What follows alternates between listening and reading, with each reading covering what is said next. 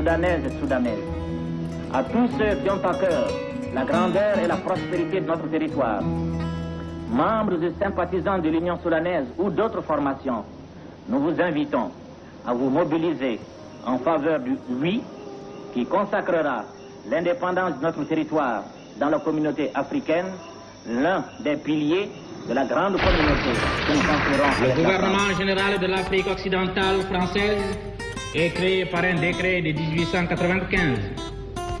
Il a rapproché l'homme de la forêt de celui de la savane, celui de la côte de l'habitant des terres intérieures. Il a créé un ensemble de liens économiques et humains. Malgré 64 ans de brassage, le Sénégalais est parfois considéré comme un étranger lorsqu'il franchit les limites de son territoire. L'Ivoirien ne se sent pas souvent à l'aise lorsqu'il a quitté l'ombre des épaisses frondaisons de la forêt. Au moment où l'on dénonce le nationalisme comme dépassé dans ce siècle de l'internationalisme, où l'isolement est mortel aussi bien pour les vieux pays que pour les jeunes, où les appels à l'union fraternelle des peuples sont démentis tragiquement par les événements, devons-nous donc choisir ce moment pour exacerber les particularismes locaux, multiplier les causes de friction et d'incidents, nier à l'Ivoirien, aux Soudanais, aux Mauritaniens, aux Dahoméens, aux Sénégalais, aux Nigériens, aux Voltaïques, droit d'établissement, droit de vie parce qu'il n'est plus dans les limites de son pays d'origine? Non, 1000 fois non.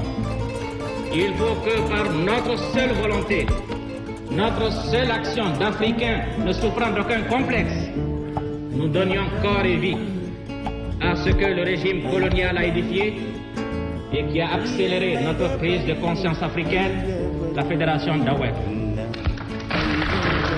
La confiance que vous venez de me témoigner, l'autorité dont vous venez de m'investir, seront sans réserve au service de l'unité africaine. Nous savons qu'à l'heure actuelle, dans certaines régions de l'Afrique, d'autres anciennes colonies ont été élevées au niveau d'États indépendants. Nous savons que l'indépendance est un mot qui fouette la dignité ou l'amour-propre d'un pays colonisé.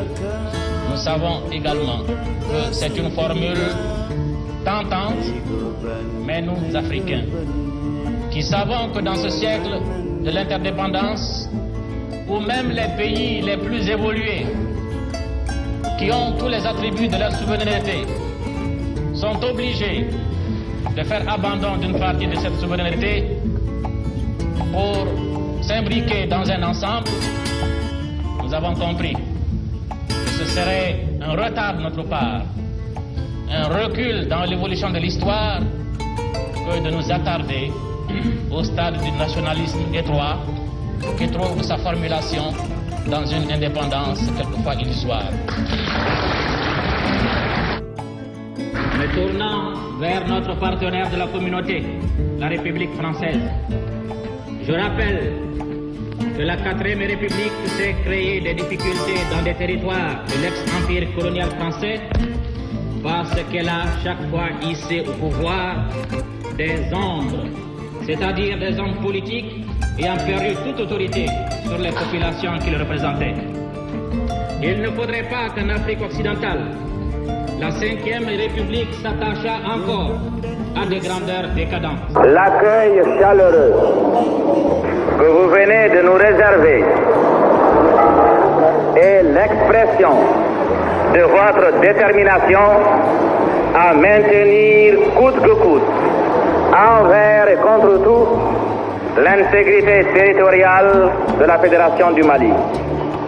Cette expression nous réconforte, ou plutôt ajoute à notre détermination, à nous que les circonstances ont fait assister à Dakar à la tentative de sécession du gouvernement du Sénégal.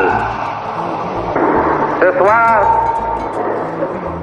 je n'ai pas un discours à prononcer, parce que je pense que dans les jours à venir, nous aurons suffisamment à vous dire et à dire au monde entier, à situer les responsabilités et à en tirer toutes les conséquences.